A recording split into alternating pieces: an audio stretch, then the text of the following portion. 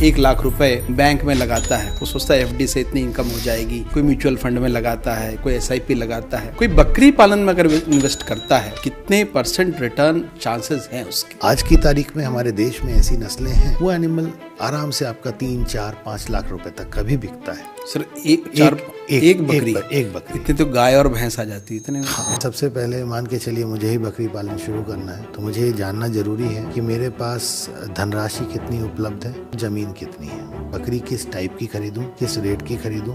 वैसे तो हम आज पूरा गणित समझेंगे कि बकरी पालन कहाँ से शुरू करें, क्या क्या करें। कुछ ऐसा फार्मूला बताइए जिससे मेरी बकरी बिल्कुल तगड़ी हो जाए या बकरा बहुत पुष्ट पुष्ट हो जाए, वजन ज्यादा बढ़ जाए। वो गलत चीजें हैं जो कुछ लोग करते हैं। सबसे अच्छा तरीका है गरीब का एटीएम कहे जाने वाली बकरी। वास्तव में आप इसको कितना फायदेमंद देखते हैं जब कोई बकरी पालन के व्यवसाय में आता है? विदेशों में बकरी के दूध को बहुत महत्ता दी जाती है। मुझे जो बताया लोगों ने कि 2000 से 3000 रुपए लीटर बकरी का दूध चिकनगुनिया डेंगू में मिलता है। भले ये मिथ हो, 400 रुपए से तो कम है भी नहीं। आप अमेज़न खोलिए तो आपको 250 ml दूध 120 रुपए का मिल रहा है। बहुत सारे मैंने देखा हलवाई ऐसे हैं जो ये कहते हैं कि हमें बकरी का दूध चाहिए, क्योंकि बकरी का दूध डालने पे मिठाई बहुत सॉफ्ट हो जाती है। किसान के दिमाग में क्या होता है, बड़ी बकरी रखेंगे तो ज्यादा बाहर लेगी तो ज्यादा महंगी बिकेगी। फेल हो रहे हैं इसमें बकरी पालन में, कई लोग अपना फ्यूचर देखते भी हैं। फेलियर के क्या क्या कारण है सर इसमें? अधिकांशतः किसान क्या करता है, या तो यूट्यूब से बकरी पालन करना सीखता है, कटु बात है लेकिन सब बिल्कुल, या किसी की भी जगह पर जाके वो ट्रेनिंग सर्टिफिकेट लेना का मतलब ये नहीं होता आपको बकरी पालन आ गया।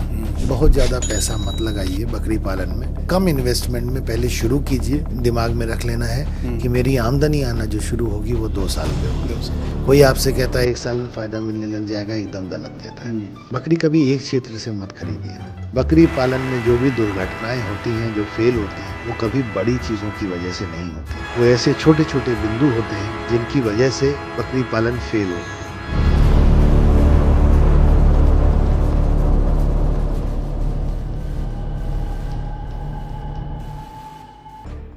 प्रकाश सूर्या, जीवन भर साथ का वादा, दमदार मजबूती की मिसाल। प्रकाश सूर्या GI पाइप्स, चले सालों साल। बकरी पालन एक ऐसा व्यवसाय है जिसको आपके पास अगर कम पूंजी है तो आप उससे शुरू कर सकते हैं। एक बहुत बड़ी समस्या आती है जब युवा या इस ओर आने वाला व्यक्ति सोचता है कि पशुपालन में एक बड़ी पूंजी लगती है, यानी पैसा ज़्यादा लगता है तो इसमें उतर सकते हैं। लेकिन आज का ये पॉडकास्ट इसलिए खास है क्योंकि आपके पास अगर कम पैसा है तो भी ये आप काम शुरू कर सकते हैं और इसमें मुनाफा बहुत ज़्यादा है। लेकिन मुनाफे के साथ साथ इसमें चैलेंजेस भी हैं। आज के पॉडकास्ट में हम बात करेंगे डॉक्टर मुकुल आनंद से, जो डुवासू मथुरा के एसोसिएट प्रोफेसर हैं। और जो बकरी पालन में एक बहुत बड़ी समस्या आती है, जब आप देखते हैं जो किड्स मोर्टेलिटी है, यानी बच्चे पैदा होते हैं दुगुना तिगुना, वो मरते भी उसी रफ्तार से हैं।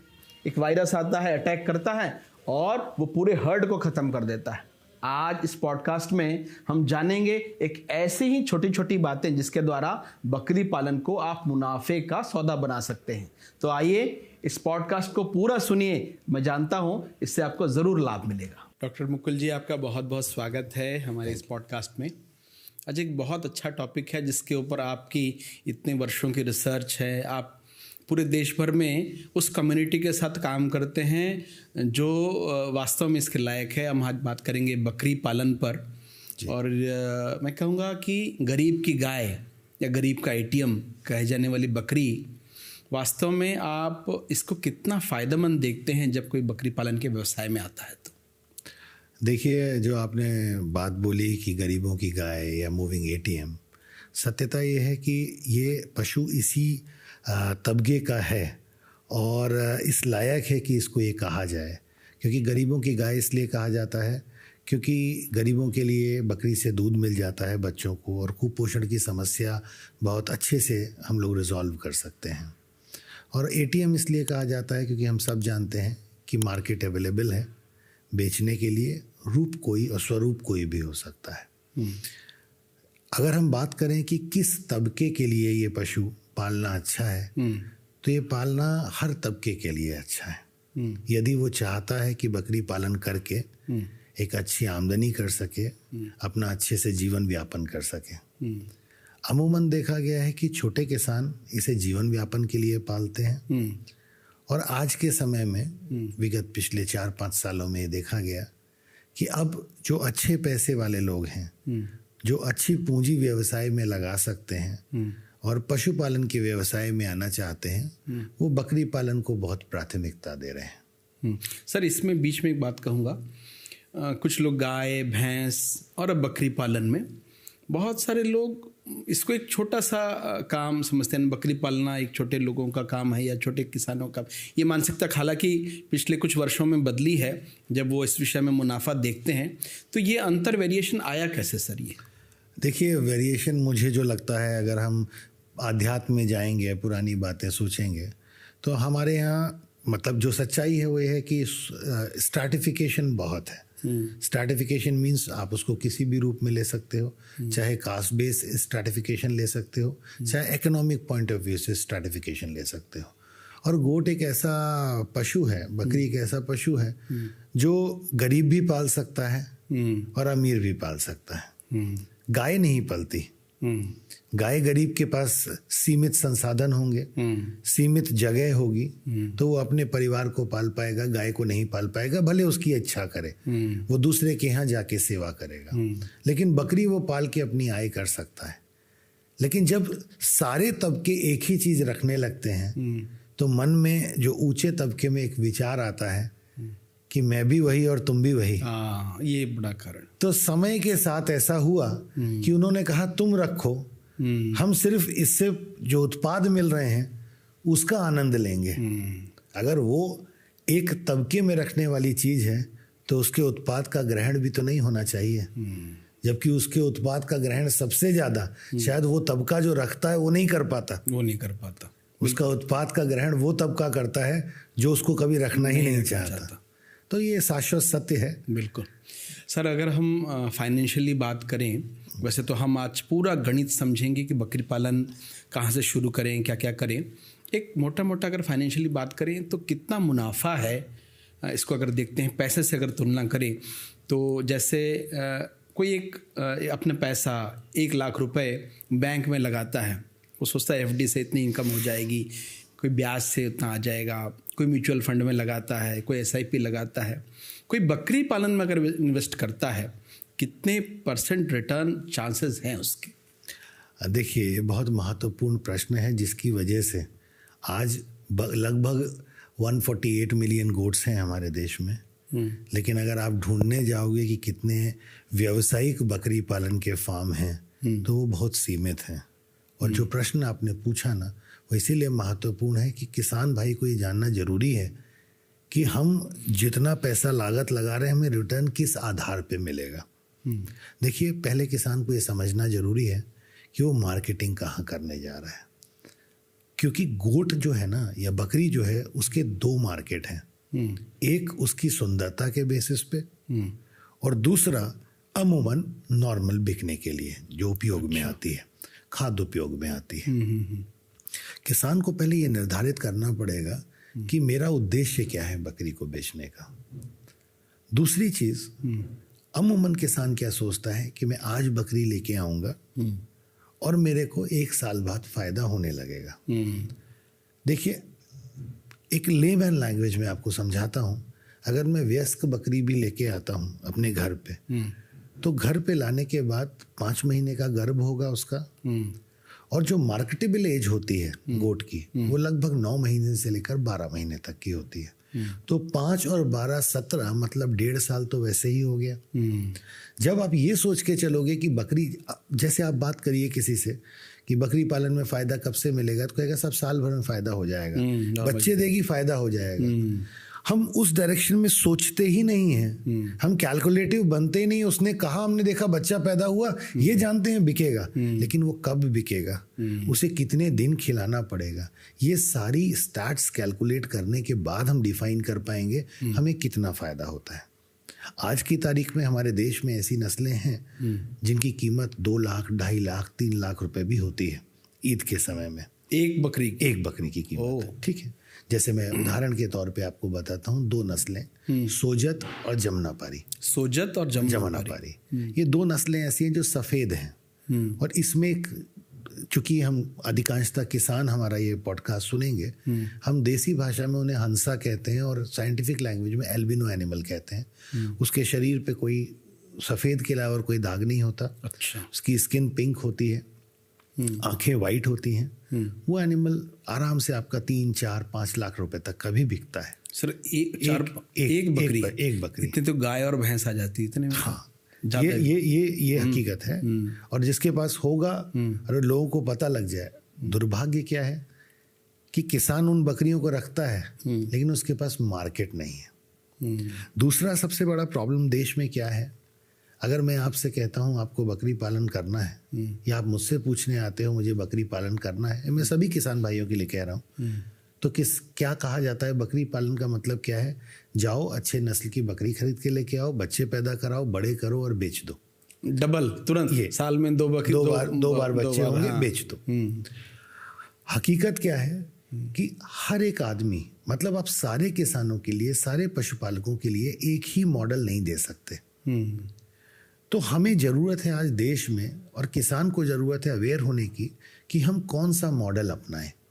जैसे एक किसान जो गांव में रहता है और बकरी पालन, व्यावसायिक बकरी पालन करना चाहता है, आय करना चाहता है, उसे जानना चाहिए कि उसकी सीमाएं क्या हैं और उसकी बाध्यता क्या है, उसकी लिमिटेशन क्या है। जैसे गांव के किसान के पास प्लस क्या है? जमीन है, सस्ता खाना है क्योंकि गांव में, लेकिन उसके पास बाध्यता यह है कि वो जो उसकी मार्केटिंग करेगा उसके लिए मार्केट अवेलेबल नहीं है। तो वो आश्रित रहेगा बिचौलियों के ऊपर, और बिचौलिए अपना मार्जिन भी लेंगे तो किसान का मार्जिन कम हो जाएगा।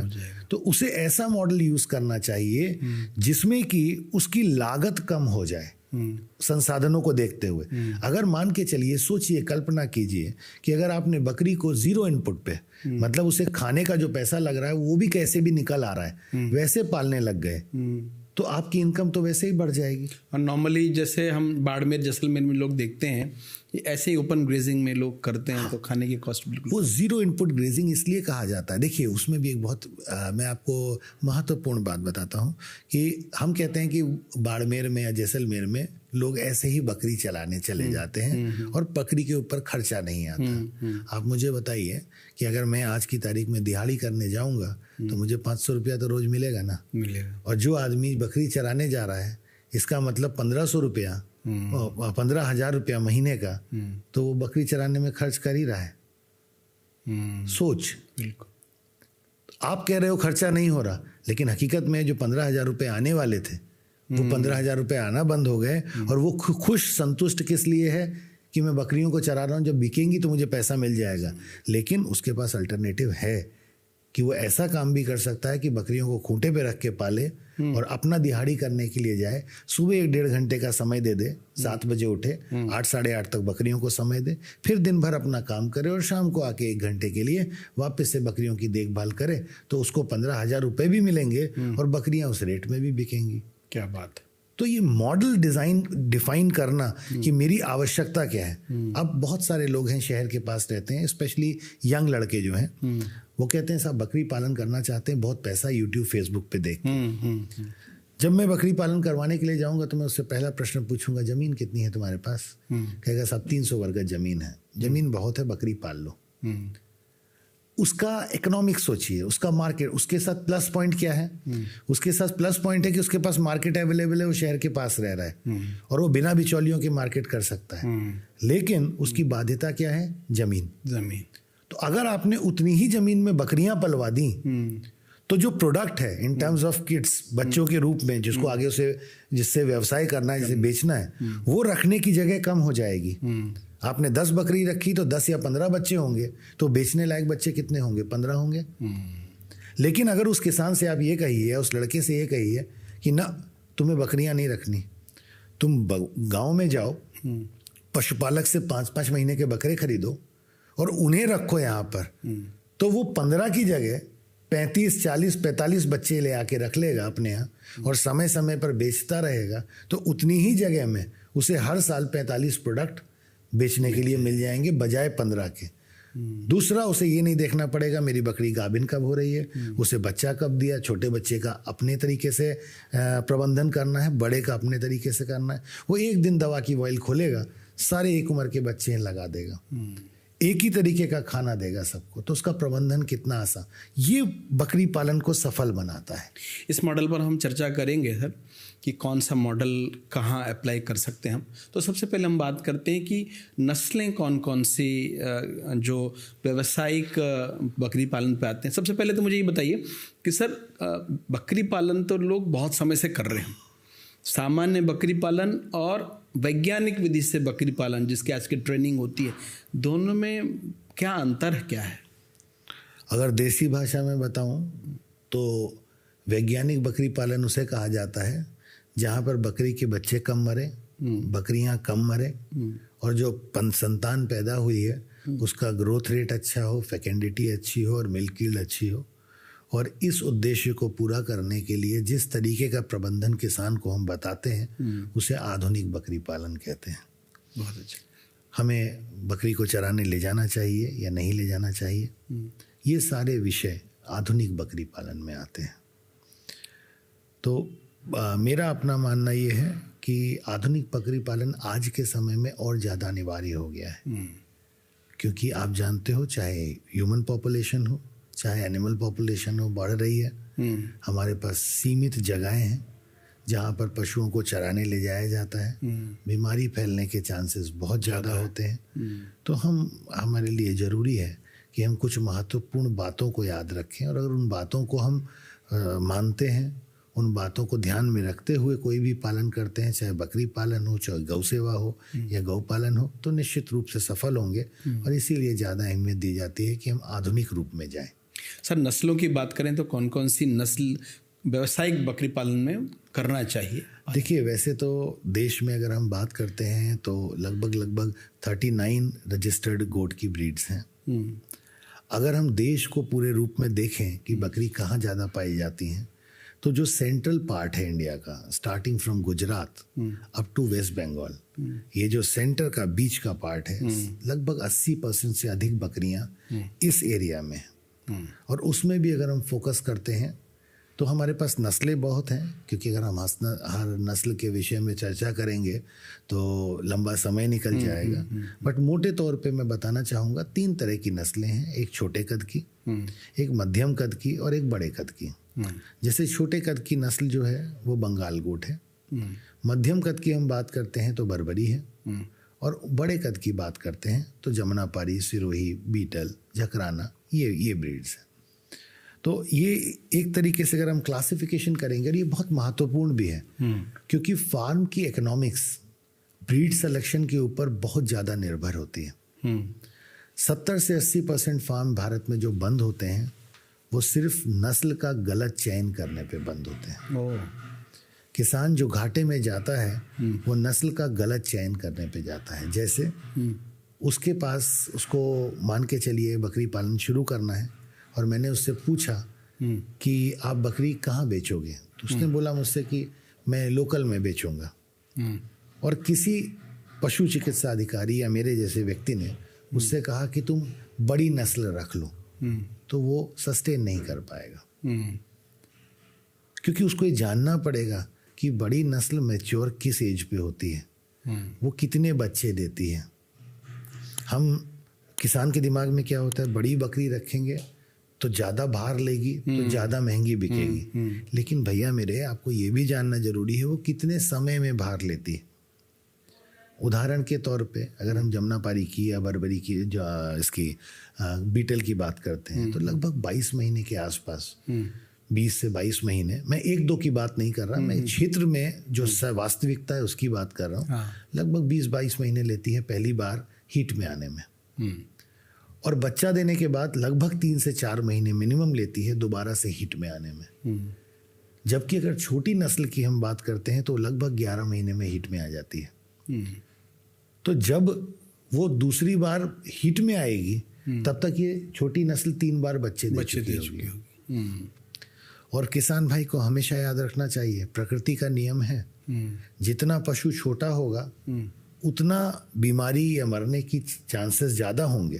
मैं नेचुरल कंडीशन में कह रहा हूँ। हमने तो अपने घर में बकरी को रखना रखना शुरू कर दिया तो that is artificial condition, natural condition, क्योंकि प्रे प्रेडेटर रिलेशनशिप की वजह से वो ज़्यादा प्रोन होंगे खाने के लिए। लेकिन उस चीज़ को हमें यूटिलाइज करना है अपने स्वार्थ के लिए, अपनी आमदनी के लिए, कि जितनी बकरी छोटी होगी उतने ज़्यादा बच्चे देगी, जितनी बकरी छोटी होगी उतनी जल्दी हीट में आएगी, जितनी बकरी छोटी होगी उसका बच्चा देने के बाद दोबारा हीट में आने का जो समय है वो कम होगा। तो अगर ज़्यादा बच्चे दे रही है, और हम जानते हैं कि आज की तारीख में क्षेत्र में 40% तक की किड मोर्टेलिटी है। आप कल्पना कीजिए, मैं किसान को भी कहता हूँ कल्पना करें कि 22 महीने तक तो उसने बकरी को पाला, 27वें महीने पे उसने बच्चा दिया और 28वें महीने पे वो बच्चा मर गया, तो उसको 5 महीने नए बच्चे के लिए और 4 महीने का गैप 9 महीने बाद दोबारा मिलेगा। लेकिन छोटी बकरी ने जो बच्चा दिया है, अगर उसने 3 बच्चे दिए हैं और उसमें से एक मर भी गया तो भी अभी फायदा है, एक और मर गया तो नुकसान में नहीं है। मतलब 3 गुना अपने नुकसान को कम करने की प्रोबेबिलिटी छोटे पशु में बढ़ जाती है। और इसीलिए किसान फेल होता है, बड़ी बकरी रखता है, उत्पादन देर में मिलना शुरू होता है, और फिर उत्पादन में नुकसान होता है तो कहता है साहब बकरी पालना बेकार है, हमें नुकसान हो गया। ये बहुत अच्छी बात आपने कही कि बकरियों का चुनाव, हम नस्लों का चुनाव कैसे करें। डॉक्टर साहब, इसमें एक विषय आता है, बकरियां लोग मांस के लिए तो उत्पादन करते ही हैं, दूध का एक बड़ा मार्केट है, दूध की भी वैल्यू है। बकरी के दूध का व्यवसाय, इसको आप किस प्रकार से देखते हैं सर? देखिए, विदेशों में बकरी के दूध को बहुत महत्ता दी जाती है, लेकिन हमारे देश में दुर्भाग्य है कि जब आवश्यकता होती है तभी इसके दूध को महत्ता दी जाती है। जब कोई आप दिल्ली में प्रवास कर रहे हैं, हाँ। मुझे जो बताया लोगों ने कि 2000 से 3000 रुपए लीटर बकरी का दूध चिकनगुनिया डेंगू में मिलता है। भले ये मिथ हो, मैं कहता हूँ कि ये प्रूवन नहीं है। 400 रुपए से तो कम है भी नहीं। वो तो आज भी है, आप अमेज़ॉन खोलिए तो आपको 250 ml दूध 120 रुपए का मिल रहा है या 90 रुपए का मिल रहा है, तो आपकी बात सत्य हो गई। 300 350 तो नॉर्मल है। दूसरा, लोग मुझसे कहते हैं चिकनगुनिया डेंगू में इट्स नॉट प्रूवन कि दूध फायदा हो रहा है। साइकोलॉजी बहुत बड़ी चीज़ होती है। अगर आदमी का विश्वास है और वो पीना चाहता है और उसकी सक्षमता है खरीदने की, तो मेरे किसान के घर से अगर चला जाएगा 3 महीने के लिए तो उसको इतना पैसा मिल जाएगा कि वो अगर साल भर भी बकरी को खिलाएगा तो भी वो और उसका परिवार, उसकी बकरियां सब खुश रहेंगे। दूध बहुत अच्छा है, फ़ायदे हैं उसके, वो प्रूवन है।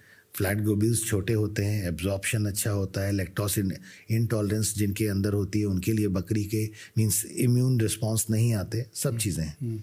लेकिन सत्यता यह प्रचलन में नहीं आ रहा। प्रचलन में किस कारण से नहीं आ रहा? क्योंकि हमारे यहाँ निगेटिव सिलेक्शन की वजह से, या जिसको हम कहते हैं, आप लोग अच्छे बकरों को बेच के खराब से मीटिंग कराते हो और आप ये सोचते हो बच्चा तो उससे भी मिला था, बच्चा तो इससे भी मिला था, लेकिन हमें कभी कैलकुलेटिव नहीं बनते हैं। मार्केटिंग के समय या बिजनेस करते समय ग्रोथ रेट कम हो जाता है। ग्रोथ रेट ही कम नहीं होता, मिल्क यील्ड भी कम होता है।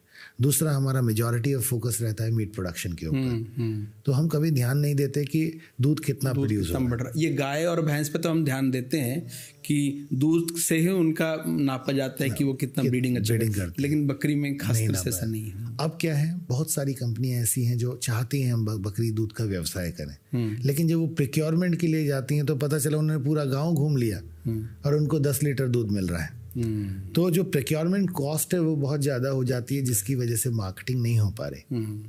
तो मेरा अपना कहना ये है कि, और अगर आप दूध को फूड प्रोडक्ट्स के लिए यूटिलाइज कर रहे हो गोट के, then also it's very good. बहुत सारे मैंने देखा हलवाई ऐसे हैं जो ये कहते हैं कि हमें बकरी का दूध चाहिए क्योंकि बकरी का दूध डालने पे मिठाई बहुत सॉफ्ट हो जाती है। तो विशेषताएं हैं बकरी। और दूसरी बात, एक मैं बहुत महत्वपूर्ण बात बताता हूँ, हम हमेशा बकरी के दूध की बात करते हैं तो व्यवसाय की बात करते हैं, लेकिन बकरी का दूध व्यवसाय के साथ साथ शिशु के जीवन के लिए बहुत महत्वपूर्ण है। क्योंकि शिशु की जो मौत होती है ना, उसमें पेट खाली रहने का बहुत इम्पोर्टेंट रीज़न है वो।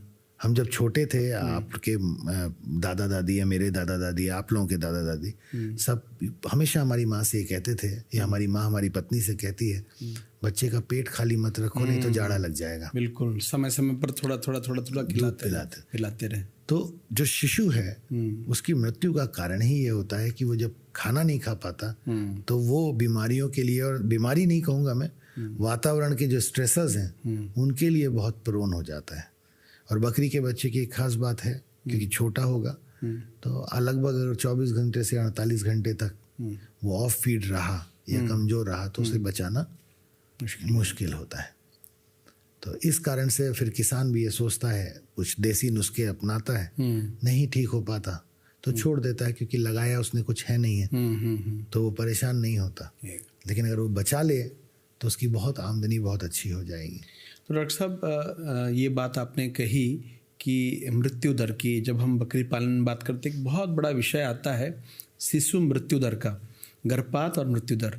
ये अमूमन हमने देखा है बकरी पालन में बहुत बड़ी समस्या है कि 3 बकरे बच्चे हो गए तो उसमें से 1 मर गया या 2 मर गए। इस पर आपने बहुत शोध किया है, काम भी किया है, क्या इसके लिए कोई ठोस कारगर कदम आपके पास है? देखिए, 2 अलग महत्वपूर्ण विषय हैं। पहला आपने बताया गर्भपात। गर्भपात इसलिए होता है, उसमें बकरी की गलती नहीं होती, उसमें किसान की गलती होती है। किसान अपनी बकरी को, चाहे छोटी हो चाहे मध्यम कद की हो, हमेशा इच्छा रखता है कि लंबे चौड़े बकरे से उसकी मेटिंग कराई जाए। अगर किसी छोटी बकरी का, छोटी नस्ल की बकरी का गर्भाशय लगभग, मैं उदाहरण के तौर पे समझाने के लिए कह रहा हूँ, लगभग 3 किलो का वेट बियर कर सकता है। क्यों ऐसा है? क्योंकि उसको मालूम है कि इस नस्ल के जो बच्चे होते हैं वो लगभग 1 किलो के होते हैं। अब बकरी ने तो 2 ही अंडे दिए अपने गर्भाशय में, जब वो हुआ, ओव्यूलेशन हुआ, लेकिन आपने बड़े बकरे का सीमन उसमें डलवा दिया। अब जो 3 किलो का वेट 145 दिन बाद आना था, क्योंकि उसका जो बच्चा है वो 3 किलो का वेट पे पैदा होता है, तो 3 + 1 4 भागे 2 किलो का वेट हो गया। तो अगर 2 बच्चे हैं, गर्भाशय में 3 की जगह है, जैसे ही वो 3 किलो के आसपास का होगा, शरीर कहेगा कि अब इसको बाहर कर दो, मैं नहीं रख पाऊंगा, और एबॉर्शन हो जाता है। तो किसान को हमेशा ये याद रखना है कि जब भी चाहे नॉर्मल नेचुरल रूप में प्रजनन कराए, चाहे कृत्रिम गर्भाधान से कराए, नस्ल और बकरी के साइज को ध्यान में रख के तब मेटिंग कराए, तो उसका 80 से 90% जो गर्भपात की समस्या है वो खत्म हो जाएगी। दूसरा, ये ध्यान रखें कि जब पेट में एक भ्रूण बढ़ रहा होता है तो शरीर को पोषक तत्वों की अधिक आवश्यकता होती है। तो वैसे चाहे कुछ भी खिलाए, लेकिन स्पेशली जब लगभग 90 दिन से ऊपर, मतलब 3 महीने से ऊपर की प्रेगनेंसी हो जाए, तो थोड़ा मिनरल मिक्सचर और थोड़ा कंसंट्रेट जो प्रेग्नेंट बकरी है उसको अकेले में, क्योंकि सबके साथ रहेगी तो नहीं खा पाएगी, क्योंकि प्रेग्नेंट बकरी को मतलब नेचुरली ये होता है, वो भीड़ भाड़ ये अवॉइड करती है, और जो नॉन प्रेग्नेंट बकरी हैं वो एक्टिव होती हैं। तो उन प्रेग्नेंट बकरियों को अलग करके अगर खिला देता है तो मैं आपको एश्योर करता हूँ 80 से 90% जो ये है एबॉर्शन के चांसेस होते हैं वो कम हो जाएंगे। कि जैसे बकरी में आपने बात कही, हम मृत्यु दर पे आएंगे, सेम यही जो बात है हम गायों के भी देखते हैं। एक समय ऐसा आया, गीर गाय का प्रचलन बहुत बढ़ गया, तो लोगों ने अपने देसी जो छोटे कद की भी गाय है उस पर भी गीर के सीमन लगवाया, गीर सांड से क्रॉस करा। गीर का हाइट बहुत बड़ा होता है, अमूमन जो छोटी अपनी देसी नस्ल की गाय है छोटा होता।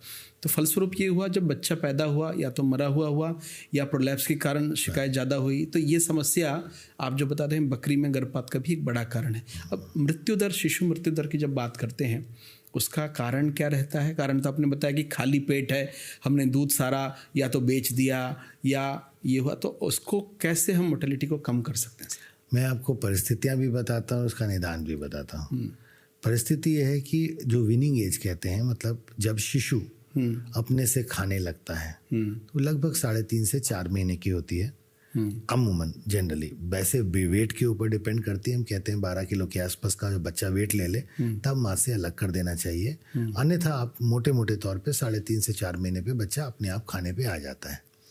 अब जब तक वो खाने पे नहीं आया है तब तक जो मैंने लगभग 5,000 से ऊपर केसों को स्टडी किया, मैंने देखा कि जो बच्चे की मृत्यु होती है लगभग 5 दिन से लेकर 25 दिन तक निगेटिव एनर्जी बैलेंस की वजह से होती है। अच्छा, 5 से 25 दिन या महीना मान लीजिए, क्योंकि नस्लों का मीडियम, स्मॉल, लार्ज साइज अलग अलग होती हैं, +-5 रख लीजिए, 10 रख लीजिए। 1 महीने से लेकर लगभग 2-2.5 महीने तक सेकेंडरी इन्फेक्शन की वजह से होती है, और उसके बाद प्राइमरी इन्फेक्शन 3 महीने के आसपास बकरियों के बच्चों में लगना शुरू होता है। किसान भाइयों को समझना जरूरी है कि एक कारण होता क्या है। हुआ क्या, अगर एक बकरी ने बच्चा दिया उदाहरण के लिए और वो 300 ml दूध दे रही है, उसने लगभग 2.5 किलो का बच्चा दिया, तो किसान जब बकरी के पास जाता है तो देखता है अरे बकरी अपने बच्चे को अच्छे से रख रही है, पहले दिन, दूसरे दिन, तीसरे दिन वो संतुष्ट हो जाता है कि माँ बच्चे आराम से रह लेंगे। लेकिन 15 दिन बाद या 10 दिन बाद जब बकरी का वेट 4 किलो 4.5 किलो पहुंचता है, बकरी का दूध 300 ग्राम ही रहता है। बच्चा कुछ और खा नहीं सकता क्योंकि वो पूर्णतः दूध पे आश्रित है।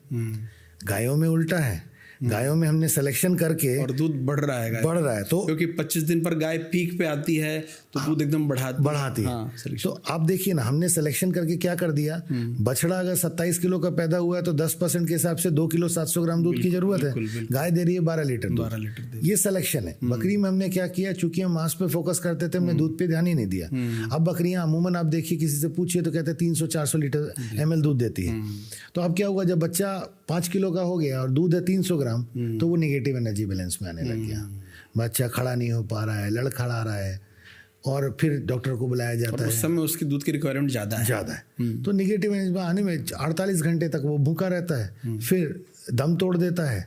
शरीर के जो हमारे मतलब बेसिक फिजियोलॉजी है वो खराब होती है और बच्चा मर जाता है। तो मेरा किसान भाइयों से ये कहना है कि जब भी अगर आपको कुछ नहीं है, आपके पास कोई संसाधन नहीं है, तो आप एक काम जरूर करें। अगर आपको लगता है बच्चा अच्छा है और मुझे बचाना है, तो आप नॉर्मल गाय का या बकरी का दूध लें, उसको थोड़ा उसमें मतलब 60 ml मान के लिए दूध ले लिया और 40 ml पानी मिला दिया, या 50 ml पानी 50 ml दूध ले लिया और उसको 37 डिग्री पे गर्म करके इनिशियली 1 महीने तक कम से कम अपने बच्चों को पिलाएं। गाय का भी दूध पिला सकते हैं। लगभग 150 ग्राम के आसपास पर डे पिलाएं, और 20 दिन बाद 25-25 ml, जैसे 150 ग्राम का 150 ml का मतलब है सुबह दोपहर शाम पिला रहे हैं 50-50 ml, और उसके बाद 2 टाइम कर दें महीने भर बाद, और 50 की जगह 75 या 100 ml पिलाने लगें उसकी ग्रोथ के ऊपर। तो आप देखेंगे कि आपकी इतना सा काम करने पे ही आपकी मृत्यु दर में कम से कम 50% की कमी आ जाएगी। उसके बाद जब बच्चा इस फेज में अच्छा रहता है, हेल्दी रहता है, तो वो 2 महीने के बाद वाला जो मतलब 1 महीने के बाद का फेज होता है, उसमें वो निबलिंग करने लगता है, चुगने लगता है। तो जब वो भूखा रहता है तो उल्टी सीधी चीजें चुगता है और जमीन चाटता है। उसकी वजह से आप देखोगे किसान हमेशा फोन करता है डॉक्टर को कि मेरा जो मेमना है वो पोक रहा है, दस्त हो रहा है, हाँ, लूज मोशन हो रहा है, मिट्टी खाने लगता है। उसके वो जनरली कॉक्सीडिया या डायरेक्ट कंडीशन दूसरी बीमारियां होती है, तो उसको हम सेकेंडरी कहते हैं, क्योंकि कारण मूल कारण था भूखे रहना, बीमारी ये वाली हुई। तो अगर पहला फेज आपका अच्छा निकल गया और दूसरे फेज में भी आप दूध पिलाते रहे बच्चे को, तो आपका बच्चा नहीं मरेगा। और तीसरा फेज जैसे ही आता है 3 महीने पे, तो आप वैक्सीनेशन शुरू करा दीजिए। तो एक तो इस चीज को फॉलो कीजिए किसान।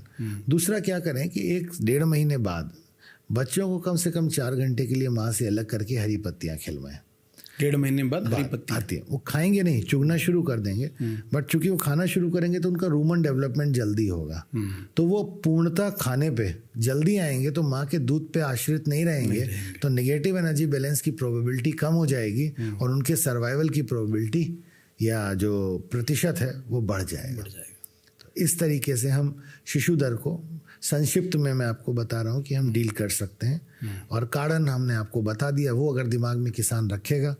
आप ऐसा भी कर सकते हो कि किसी बकरी के पास ज़्यादा दूध है तो आपने उससे दूध पिलवा दिया बच्चे को। तो बकरी का दूध खाली व्यवसाय नहीं, अगर किसी सक्सेसफुल गोट हस्बेंड्री, गोट मैनेजमेंट या गोट का एंटरप्रेन्योरशिप प्रोग्राम चलाना है आपको, मतलब व्यावसायिक बकरी पालन करना है, तो शिशु का जीवित रहना बहुत अनिवार्य है, और उसके लिए बकरी का दूध बहुत अहमियत रखता है। कुछ होम रेमेडीज़ भी हैं सर, जैसे अब 300 ग्राम ही है उसका दूध, लेकिन बकरी को, उसके बच्चे को पालना है, तो कुछ ऐसे तरीके हैं जिसके हिसाब से उसको। देखिए, मैं आपको सबसे अच्छा तरीका जो मैंने आपसे बोला, मैं आपको संक्षिप्त में बता देता हूँ। फार्मर कर सकता है, कोई बड़ी बात नहीं है। आप 60 ml के आसपास पानी ले लीजिए, 40 ml दूध मिला दीजिए उसमें, और 1 चुटकी हल्दी डाल दीजिए। थोड़ा सा अगर पॉसिबल हो तो जो हमारे यहाँ मल्टीविटामिन के टॉनिक्स आते हैं उसमें से 1 ml वो और 1 ml कैल्शियम, बहुत सस्ता आता है, कोई भी चीज़ महंगी नहीं है। आपको एक डोज जो है लगभग 1.5-2 रुपये की पड़ेगी। आप ये बना के और शिशु को पिलवा दीजिए बॉटल निपले से, आप वो उसकी आदत पड़ जाएगी पीने की। और उसको मैं तो ये कहता हूँ किसान से कि अगर जो लोग सुन रहे हैं आपको फॉलो करते हैं, उनसे मैं कहता हूँ इस चीज़ को नियमता फॉलो कर लीजिए। चाहे बकरी दूध दे न दे, ये नुकसान नहीं करता है। आप 5 दिन बाद शुरू कर दीजिए और मिनिमम 2-2.5 महीने तक चलाइए। उसके बाद अगर आपको लगता है कि आप कन्वीनियंट है तो फॉलोअप करिए, नहीं तो धीमे करके 3 महीने तक बंद कर दीजिए। बस इतना करने पे ही 50-60% शिशु की जो है मृत्यु दर कम हो जाएगी। बाकी टीकाकरण और डीवर्मिंग अगर ये ज़रूर करा लें, क्योंकि पहले समय में तक 3 महीने के बाद होगी, लेकिन अब ये देखते हैं हम कि इतना ज़्यादा पैरासिटिक इन्फेक्शन फैल चुका है इस क्षेत्र में कि बच्चों में लक्षण 1.5 महीने तक पे भी आ जाते हैं। तो अगर आप डीवर्मिंग करा देते हैं तो कोई नुकसान नहीं है। जो पशु चिकित्सा अधिकारी है उससे पूछ के, अब जो भी वेटनरी सर्विसेज आपके क्षेत्र में दे रहा है किसान के, उससे पूछ के कि भैया बताओ बच्चे को दवा देनी है, कौन सी कीड़े की दवा दे दें, तो उससे निश्चित रूप से फ़ायदा मिलेगा। सर, सामान्य कोई व्यक्ति शुरुआत करना चाहता है, इस फील्ड में आना चाहता है, तो सबसे पहले शुरुआत कहाँ से करें? स्टेप 1, स्टेप 2, स्टेप 3 क्या हो? तो सबसे पहले आप उन तरीकों को हमको बताएं कि कहाँ से शुरुआत करें। बकरी लेते समय वो किन किन बातों का ध्यान रखें जब वो बकरी का चयन करता है, खरीदता है, यहाँ से लेकर पूरी जानकारी। देखिए, सबसे पहले मान के चलिए मुझे ही बकरी पालन शुरू करना है, तो मुझे ये जानना ज़रूरी है कि मेरे पास धनराशि कितनी उपलब्ध है और आर्थिक संसाधन कहेंगे वो कितने हैं और ज़मीन कितनी है। पहली चीज़, आर्थिक संसाधन इसलिए महत्वपूर्ण है कि मैं बकरी किस टाइप की खरीदूं, किस रेट की खरीदूं। और दूसरी बात, जब बकरी पालन किया जाएगा तो लंबे समय तक आपको आउटकम नहीं मिलेगा। लगभग कितना पीरियड? देखिए, अगर आप ट्रेडिशनल बकरी पालन करते हैं कि बकरी खरीद के लेके आए, बच्चा पैदा कराया, बड़ा किया, तो लगभग कम से कम मान के चलिए 17 महीने से या 18 महीने से 22 महीने तक किसान को कुछ नहीं मिलेगा। जो भी मिलेगा उसके बाद मिलना शुरू। 2 साल एक मान के चलिए। हाँ, आपको पहले दिमाग में रख लेना है कि मेरी आमदनी आना जो शुरू होगी वो 2 साल पे होगी। 2 साल। कोई आपसे कहता है 1 साल में फ़ायदा मिलने लग जाएगा, एकदम गलत कहता है।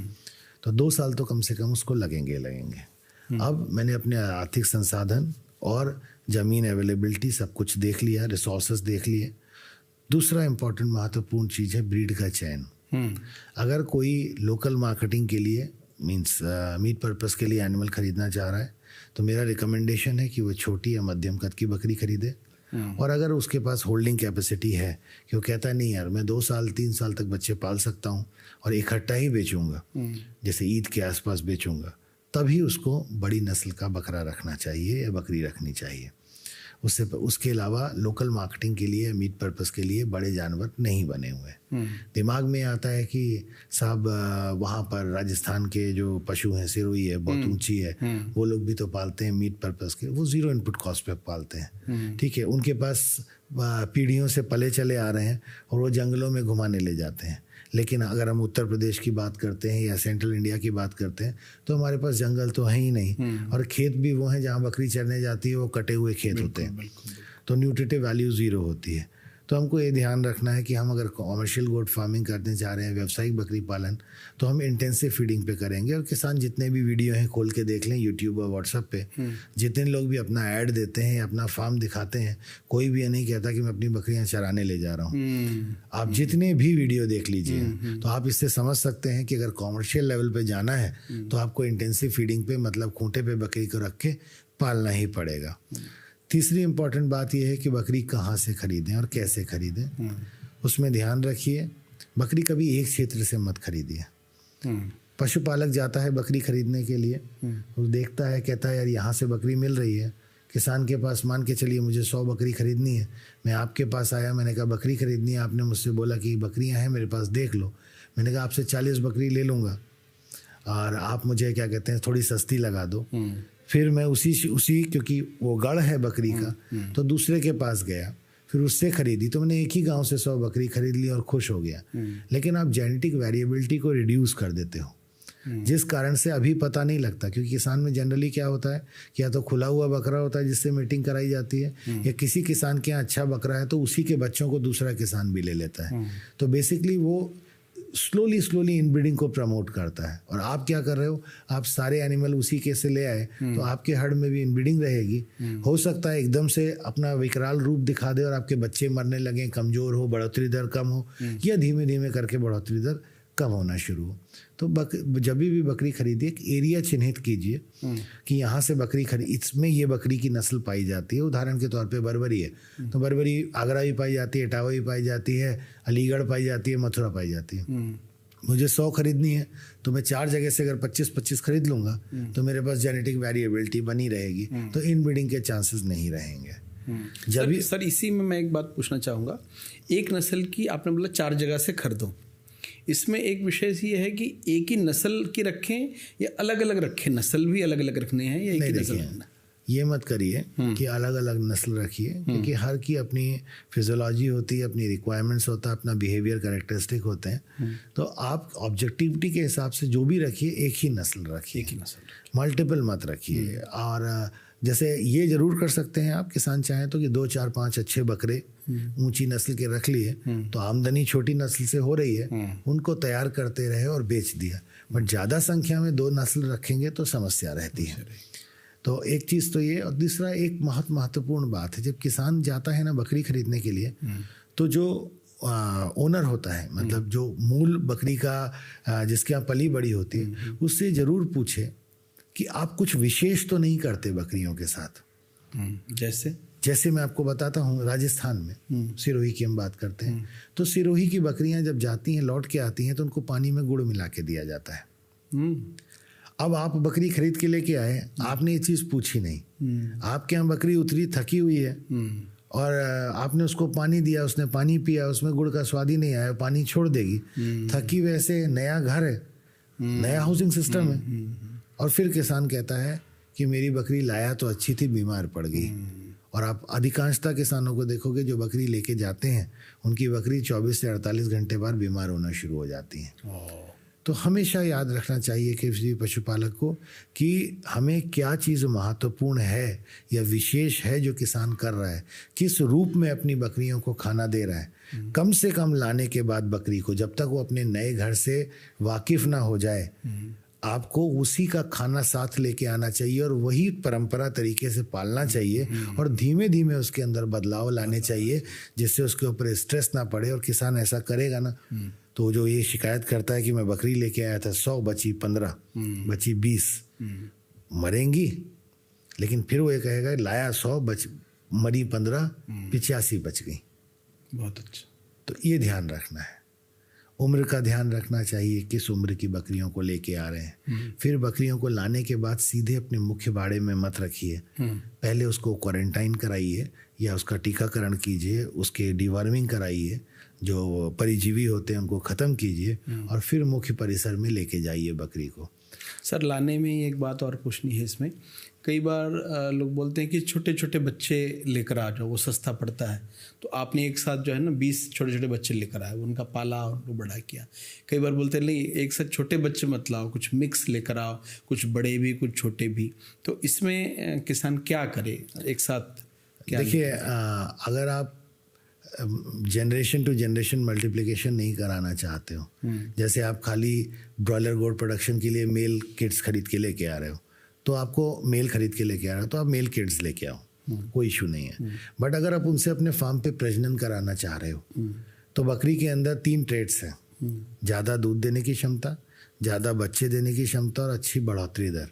तो बच्चे में आप इन तीनों ट्रेट्स को पहचान नहीं पाते हो। और कभी कभी ऐसा होता है कि लंबे समय बाद, दूसरी तीसरी ब्यात बाद आपको एहसास होता है कि जितनी बकरी मैं लाया था मेरे काम की उसमें से कुल 20-25 ही निकली, बाकी सब तो या तो ग्रोथ रेट कम है, अडाप्ट नहीं कर पाई, या बच्चे कम दे रही हैं, या दूध नहीं दे रही हैं।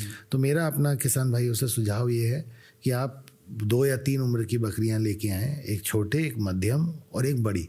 बड़ी का फ़ायदा ये है जो दिख रही है वो होगी, तो आप अगर अच्छी ले आएंगे तो उनके बच्चे, भले आप उनसे 2 ब्यात लेके बेच दें उनको, लेकिन उनसे जो बच्चे आएंगे वो अच्छी उत्पादकता के होंगे।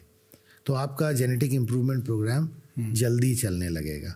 और कभी भी ये नहीं सोचना चाहिए कि 3 से 5 साल की बकरी बूढ़ी बकरी है, क्योंकि बकरी 8 से 10 ब्यात बच्चे देती है और 3 से 5 साल की बकरी तीसरी या चौथी ब्यात की होती है। तो इसका मतलब 4 से 5 ब्यात आप उससे बच्चे ले सकते हो। और दूसरी चीज़, तीसरी ब्यात की बकरी या 3 साल 5 साल की बकरी जो दिख रही होगी सारे लक्षण दिखा देगी, तो वो आपके लिए अच्छा है। अब छोटे भी लीजिए, मध्यम भी लीजिए और बड़े भी लीजिए। जैसे अगर मध्यम या छोटे में से कुछ भी खराब हो या आपके अनुरूप ना निकले, तो आपके पास जो आपने अच्छी बकरियां ली हैं उनके बच्चों को आप उनसे रिप्लेस कर सको और आपका झुंड की संख्या अच्छी बकरियों की उतनी बनी रहे और दिन प्रतिदिन इम्प्रूवमेंट होता रहे आपका। सर, अब शेड की बात करते हैं। जब हम कमर्शियल गोट फार्मिंग में चलते हैं तो शेड का डिज़ाइन कैसा हो, क्योंकि ये बहुत चल रहा है कि किस प्रकार से शेड कितना महंगा कितना सस्ता बनाएं। और इसके साथ ही मैं एक सवाल पूछूंगा, कुछ लोग इंटीग्रेटेड फार्मिंग में भी चलते हैं, बकरी के साथ मुर्गा पालन भी करते हैं, तो ये दोनों विषय पर थोड़ा सा फोकस करते हुए बताएं। देखिए, जहाँ तक शेड की बात है, जहाँ बरसात ज़्यादा होती है वहाँ एलिवेटेड शेड यूज़ करने चाहिए, लेकिन जहाँ बरसात नहीं होती है वहाँ एलिवेटेड शेड बनाने की कोई ज़रूरत नहीं है, क्योंकि एक तो बनाने में कॉस्टिंग ज़्यादा आती है, फिर मेंटेनेंस की कॉस्टिंग ज़्यादा आती है। और मेरा व्यक्तिगत मानना अपना ये है कि जैसे समझाने के लिए बता रहा हूँ, आप शुरू से पंखे में रहिए तो आपको एसी का एहसास ही नहीं है, तो आप पंखे में ही खुश हैं। आप एसी में रहने लग जाइए तो पंखे में नहीं रह सकते। तो ये पशु हैं, ये विषम परिस्थितियों के लिए बने हुए हैं, तो इन्हें कोई प्रॉब्लम नहीं है। 2-3 चीज़ों का ध्यान रखना चाहिए। एक, जो भी शेड बनवा रहे हैं वो वेंटिलेटेड हो। दूसरा, पशुओं को खाने पीने की व्यवस्था अच्छी हो वहाँ पर। अगर आपने इन दोनों चीज़ों का ध्यान दे दिया, कंफर्ट बकरी के लिए कुछ नहीं है, प्रॉपर वेंटिलेशन। अब शेड है, ठंड है, सीधी हवा आ रही है तो बकरी बीमार पड़ेगी। लेकिन अगर वेंटिलेशन प्रॉपर है और आपके पास ऐसे ऑप्शंस हैं जिनसे आप सीधी हवा रोक सकते हो, गर्माहट बनी हुई है शेड के अंदर, तो कोई बुराई नहीं है। और मैं किसान से ये भी कहूँगा कि किसान को बहुत ज़्यादा पैसा शेड में, इन चीज़ों में, छोटे किसानों को नहीं लगाना चाहिए। उनको ये देखना चाहिए कि आप, जो मैंने आपको 2 चीज़ें बताई, कि उन बकरियों के लिए आरामदायक शेड हो, ये महत्वपूर्ण है। जैसे अभी मैं झारखंड में काम कर रहा था, तो मैं किसान, वहाँ क्या होता है, बांस काट के आधा करके बांस का एलिवेटेड शेड बनाते हैं, उन्हें सस्ता पड़ता है। तो मैंने अनुभव किया, मैंने कहा सोच बहुत अच्छी है, कम पैसे में, क्योंकि वहाँ बिहार में, इधर बिहार की बात बता रहा हूँ, बिहार में पानी वानी बहुत आता है, तो थोड़ा एलिवेटेड शेड बनाते हैं और रुकता भी है पानी, कीचड़ जैसा नहीं होता नीचे। हाँ, नीचे बांस अवेलेबल भी है वहाँ पर। बट मैंने उनसे कहा कि आपने काम तो बहुत अच्छा किया, लेकिन इसमें एक समस्या है, क्योंकि बांस गोल गोल होता है तो बकरी को रह रही है अच्छे से, पैर रखने में दिक्कत है। आप एक काम कीजिए कि जो भूसा होता है उसे पतला पतला महीन काट लीजिए, जो बचा हुआ या लड़ावनी का बचा हुआ भूसा होता है वो लीजिए, मिट्टी में मिलाइए, क्योंकि भूसे में रेशे होते हैं तो थम जाती है मिट्टी, और थोड़ा वो वाली जो क्ले होती है वो मिट्टी लीजिए और गोबर ले लीजिए थोड़ा, और चूना, और उससे उसकी लिपाई कर दीजिए। तो 1 या 2 बार लिपाई करने पे वो फर्श फ्लैट हो जाएगा। तो वही चीज़ है, बिना पैसे लगे हुए बकरी आराम से रहने लगेगी, उसे चलने में दिक्कत नहीं होगी, तो उसका बॉडी का एनर्जी जो है वो बॉडी मेंटेनेंस में, मतलब इस लेवल ऑफ स्ट्रेस कम हो जाएगा। तो मेरे कहने का मतलब है, आप कैसा भी शेड बनवाओ, हम बहुत सारी बात करते हैं ईस्ट वेस्ट, ये जैसा भी है, बट मेरा अपना मानना यह है कि किसान के पास, मान के चलिए हम कहते हैं ईस्ट वेस्ट फेसिंग शेड होना चाहिए, किसान के पास ऐसी ज़मीन है जहाँ ईस्ट वेस्ट फेसिंग शेड वो बनवा ही नहीं सकता, तो बकरी पालन छोड़ेगा तो नहीं ना। अगर मैं एक सही में वैज्ञानिक हूँ तो मुझे उसकी परिस्थिति, परिवेश में उसे बताना चाहिए ना। तो मैं क्या कहूँगा, मैं कहूँगा यार तुम इससे एक काम करो कि थोड़ी जगह ऐसी बना लो कि दिन के टाइम पे बकरियां बाहर निकल आएं और धूप ले लें, क्योंकि तुम्हारी बाध्यता है, तुम शेड ऐसा बना। लेकिन प्रयास यही करना चाहिए कि फ्लोर हो जिस पे बकरी आराम से रह सके, और दूसरा वेंटिलेशन प्रॉपर हो, और वेंटिलेशन के साथ साथ हाइट है। मैंने मेरा व्यक्तिगत अनुभव है, किताब में नहीं लिखा, मैं गलत भी हो सकता हूँ, बट मेरे पास लगभग 1000 बकरियों के आसपास हैं जिनका मैं प्रबंधन करता हूँ, और किसानों के यहाँ भी देखता हूँ 11 फुट के आसपास की अगर बेस से हाइट है आपकी, तो that is good enough, goat comfortably रह लेगी उसके अंदर।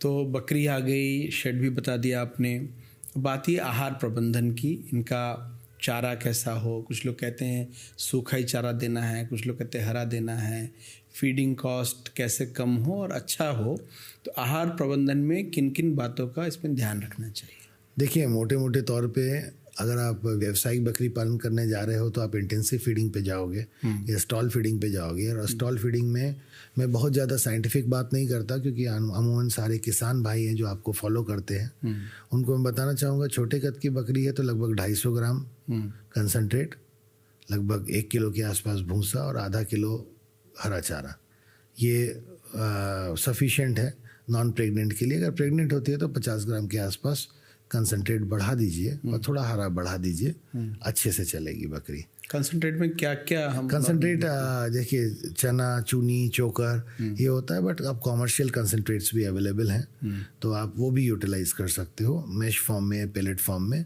जो आप बच्चों को खिला सकते हो। मैश का मतलब होता है दाने के रूप में और पेलेट मतलब छोटे छोटे वो बने हुए होते हैं, तो आप वो भी खिला सकते हो। और आप खुद चाहो तो बना लो, बट कॉमर्शियल इसलिए होता है क्योंकि उसमें मिनरल मिक्सचर मिला हुआ होता है, तो अगर आपको अच्छा कंसनट्रेट मिल जा रहा है तो आप बना लो।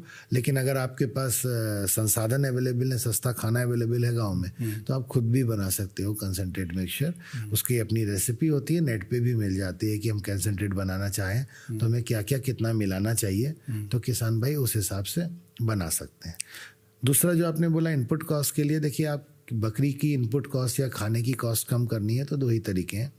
एक, फार्मर को ये एनालाइज करना चाहिए कि मेरे एरिया में लोकल अवेलेबल फीड कौन सा है जो न्यूट्रिटिव वैल्यू सेम रखता है लेकिन कॉस्ट एफिशिएंट है, तो उसको खाने में इनकॉर्पोरेट करना चाहिए बकरी के।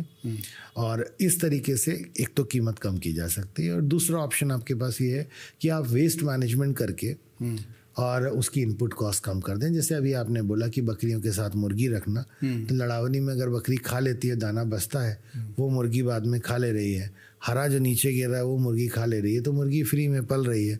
जो अंडे देगी उससे बकरी पालन हो जाएगा, मतलब बकरी का खाद्य पदार्थ खरीद के आ जाएगा, या हम बकरियों को 6 महीने पालने के बाद बेचेंगे मुर्गियों को, तो उनसे जो पैसा आ रहा है उससे, तो अप्रॉक्सीमेटली अगर अंडा छोड़ भी देते हैं उसके बचे पे देसी मुर्गी पलवा के बेचते हैं, तो भी मैंने देखा नहीं, कंफर्म है कि 70% of the input cost, feeding input cost can be managed by जो मुर्गियों को बेच के पैसा मिल रहा है आपको। और लगभग आप छोटी कद की बकरी पे 3 मुर्गी, मध्यम पे 4 और बड़ी पे 5 या 6 तक रख सकते हैं बिना कुछ दिए हुए। ध्यान किसान भाई को ये रखना है कि जब मुर्गी अंडा देना शुरू करे थोड़ा चोकर में चूना मिला दें और उसको दे दें, जिससे रात में अगर उसको फील होता है कि वो कैल्शियम डेफिशिएंट है, कुछ है, तो खाएगी, तो कैल्शियम डेफिशिएंसी होगी तो अंडा देने में कमी नहीं आएगी।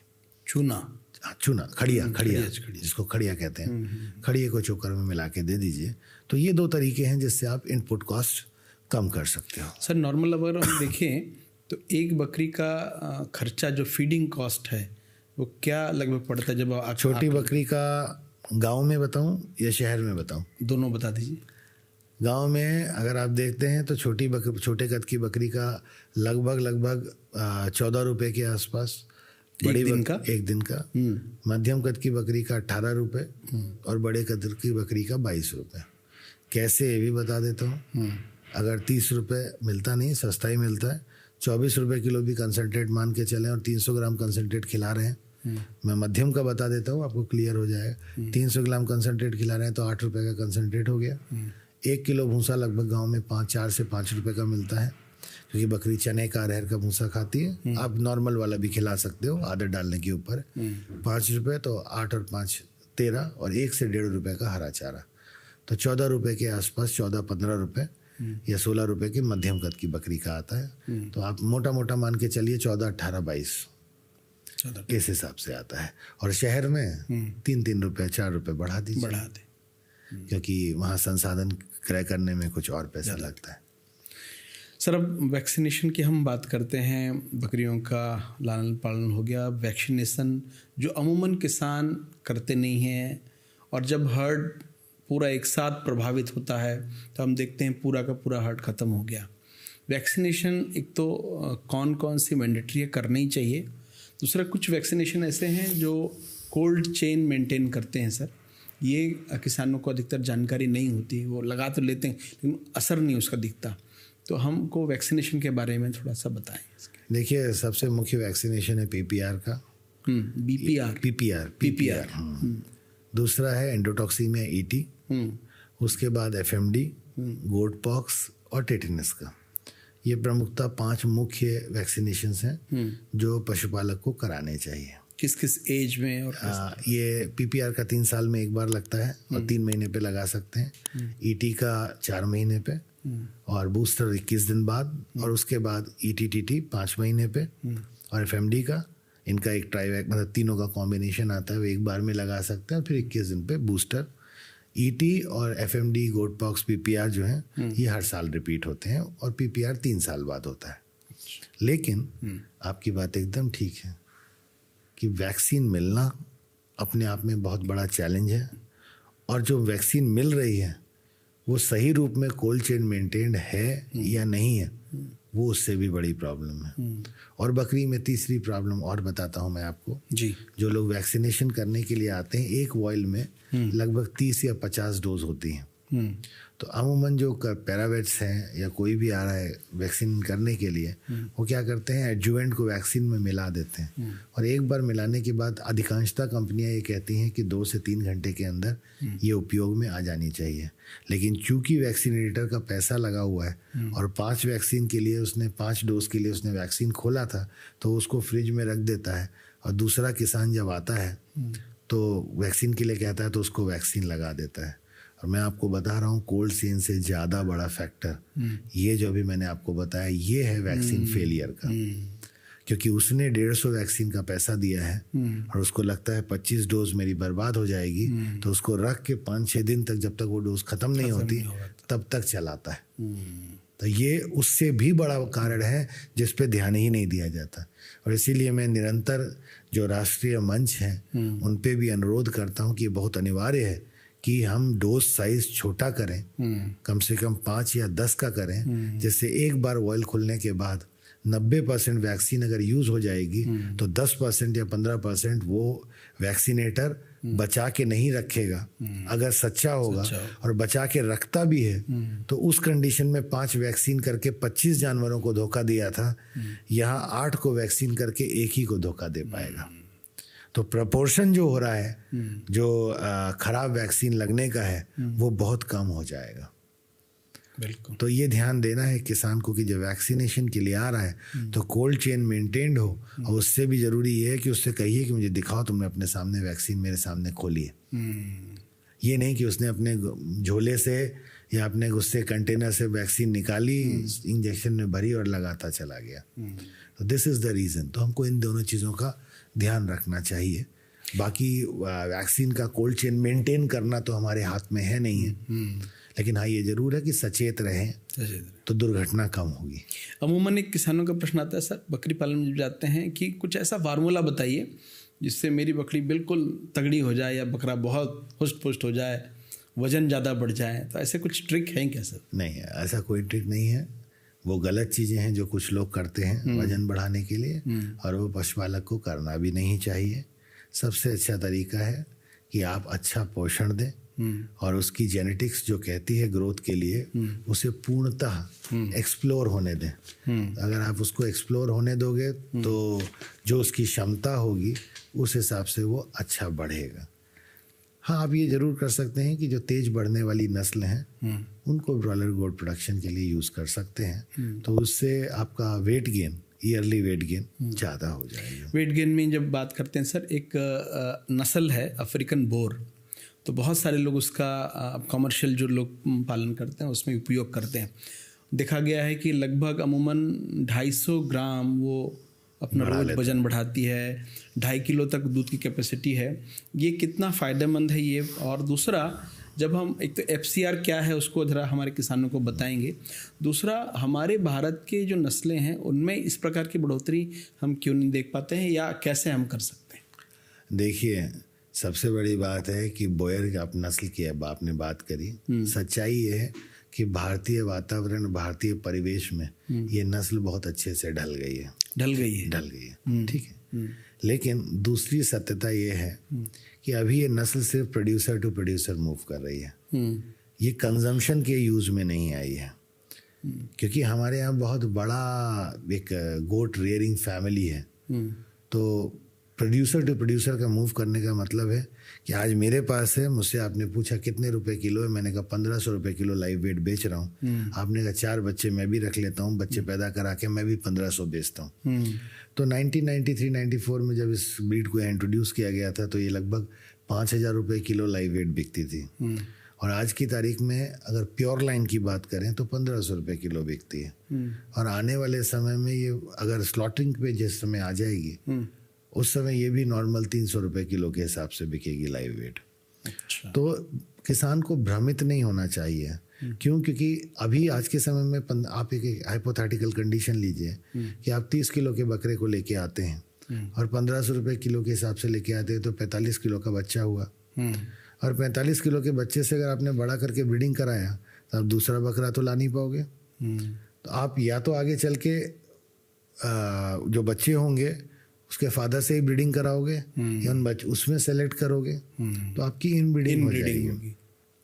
दूसरा क्या है, बकरा मर गया तो बहुत नुकसान होगा। तीसरा, आप इतना इन्वेस्टमेंट कितना करोगे? आप अगर बकरी वयस्क बकरी लेके आते हो 50-60 हज़ार रुपए की बकरी है, 10 बकरी ले आओगे, आप कितना प्रोड्यूस कर पाओगे? दूसरा, ये हब बेस्ड मार्केटिंग होती है। बहुत सारे किसान इसी तरीके से बर्बाद हुए कि हम बोयर खरीदने गए तो 1500 का बिका, 10 बकरियां ले आए, एक बकरा ले आए, अपने आप पालना शुरू कर दिया।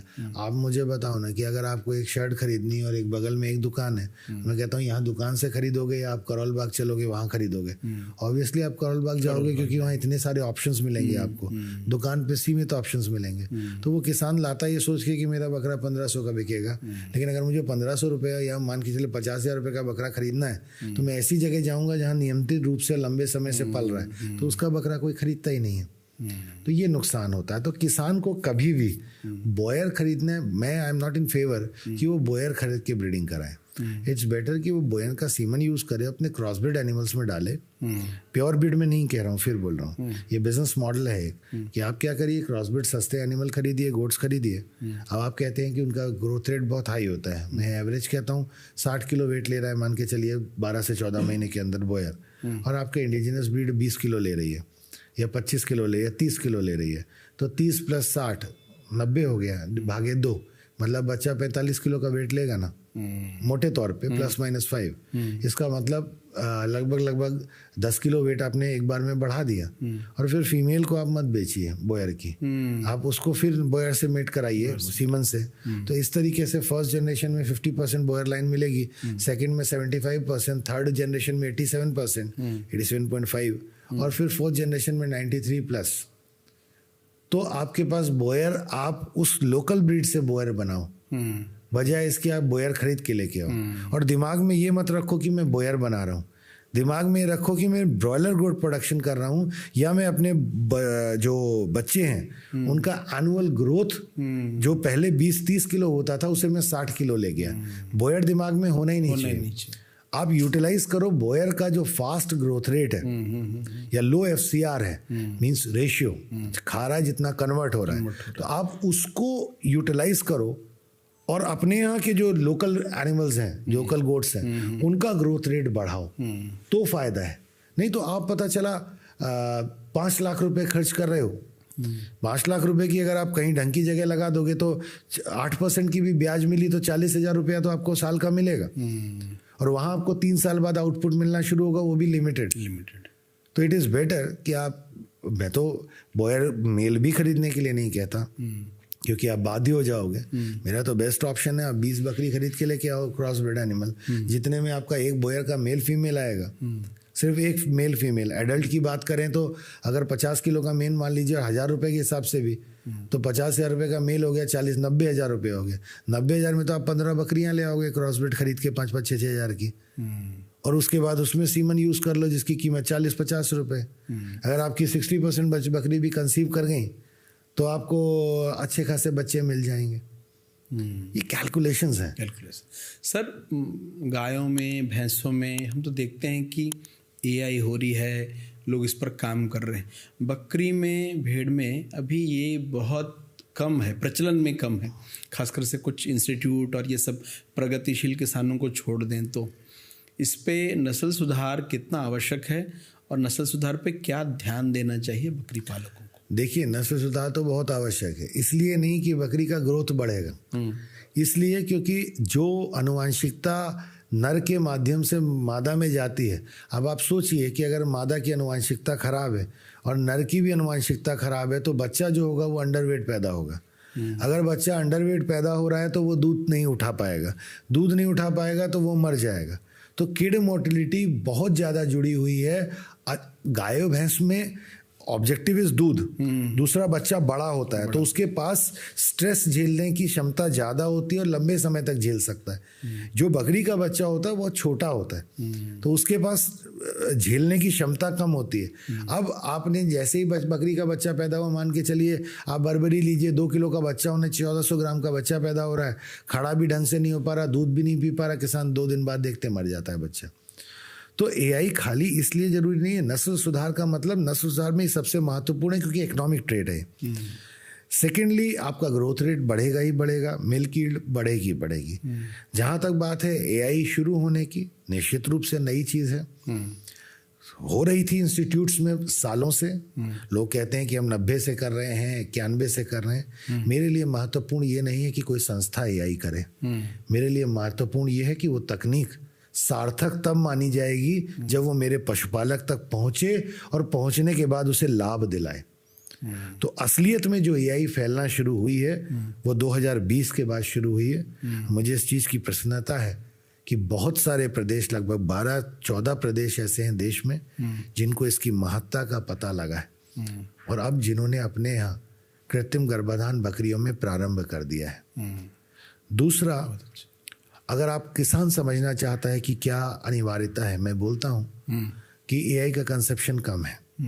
मान के चलिए मेरे पास 10 बकरियां हैं, मैंने 10 की नेचुरल मीटिंग कराई, मुझे 85% का कंसेप्शन मिला, मतलब 8 बकरियां प्रेग्नेंट हो गई या 9 हो गई, और उधर मैंने एआई कराई तो 5 बकरियां प्रेग्नेंट हुई हैं। लेकिन अगर 5 बकरियां प्रेग्नेंट हुई हैं, वहाँ 8 की बकरियों ने 8 बच्चे दिए जिसमें से 4 मर गए और यहाँ 5 ने 5 दिए, 5 जी गए। तो फायदा, ये एक बड़ी बात। दूसरा, 1 साल बाद उन 5 बच्चों ने वेट लिया 30 किलो 35 किलो का, और ये जो 4 बच्चे थे या 5 बच्चे थे उन्होंने वेट लिया 20 किलो का, तो 15 बंजे, लगभग 60 किलो 45-55 किलो का फायदा वहाँ पर हो गया किसान को। बहुत सारी चीज़ें हैं।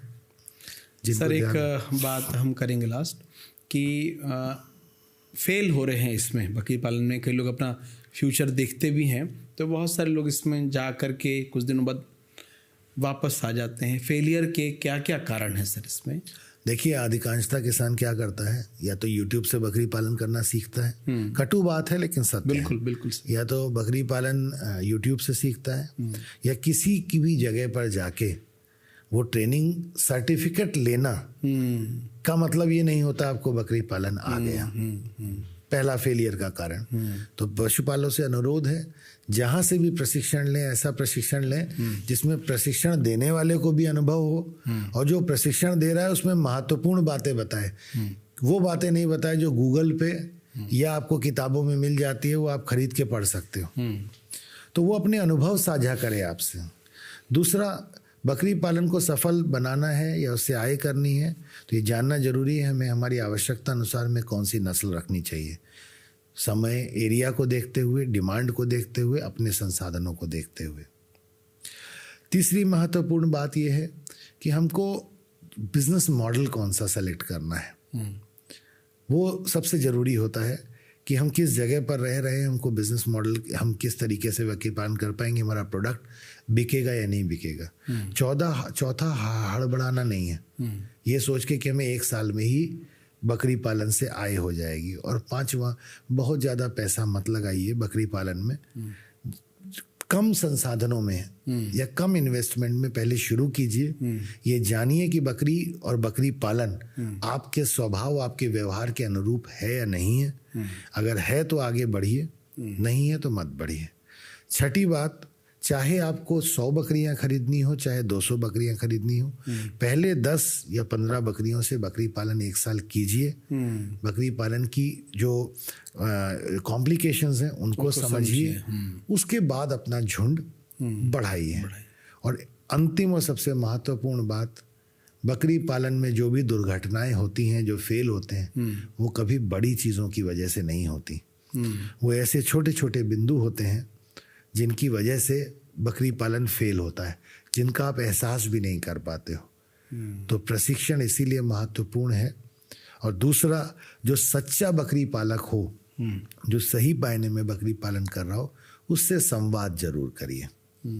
बिचौलियों से नहीं कह रहा मैं, कह रहा हूँ जो सही मायने में अगर आप कॉमर्शियल गोट फार्मिंग, व्यावसायिक बकरी पालन करना चाह रहे हैं तो किसी भी संस्था में या आपके माध्यम से पूछें कि सर हम कहाँ से जाके सही ज्ञान ले सकते हैं। ये नहीं कि पड़ोसी ने बोल दिया वहाँ ट्रेनिंग हो रही है, मैंने व्हाट्सएप पे देखा था, जाके कराओ। तो आप ट्रेनिंग तो कराओगे अपने मन को बहलाने के लिए, बकरी पालन सफल नहीं, लोन तो मिल जाएगा उससे। ये दूसरा बहुत इम्पोर्टेंट चीज़ मेरे दिमाग में थी, वो आपने अभी बोला तो आ गई। अनुदान से व्यवसाय नहीं होता। जो ये सोचता है ना कि मैं अनुदान से व्यवसाय कर लूँगा, वो कभी नहीं कर सकता।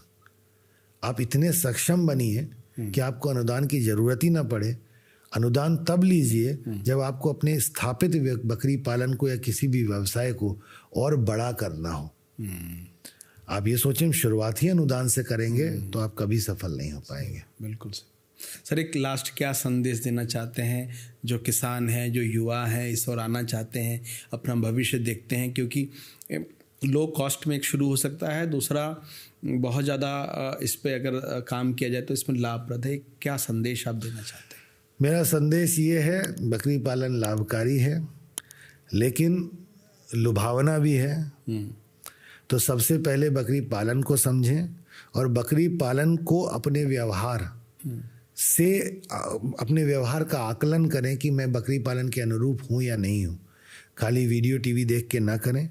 दूसरा, जब भी करें तो एक कैलकुलेटिव माइंड से करें। हमेशा एक व्यापारी बन के तब बकरी पालन का स्ट्रक्चरिंग शुरू करें, तब तो आप सफल हो पाओगे।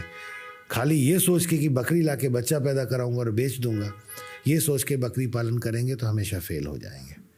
तो तरीके से बकरी पालन कीजिए, संसाधनों को ध्यान में रख के कीजिए, एक व्यवसाय की मानसिकता के साथ कीजिए और जो छोटी छोटी महत्वपूर्ण बकरी पालन से जुड़ी हुई बातें उन्हें हमेशा ध्यान में रखिए, फॉर ग्रांटेड मत लीजिए, निश्चित रूप से सफल होंगे।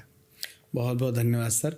बहुत छोटी और बारीक बातें आपने आज इस पॉडकास्ट में हम सबको बताई हैं। निश्चित रूप से ये ज़रूर सबको फ़ायदा मिलेगा। बहुत बहुत थैंक यू सो मच।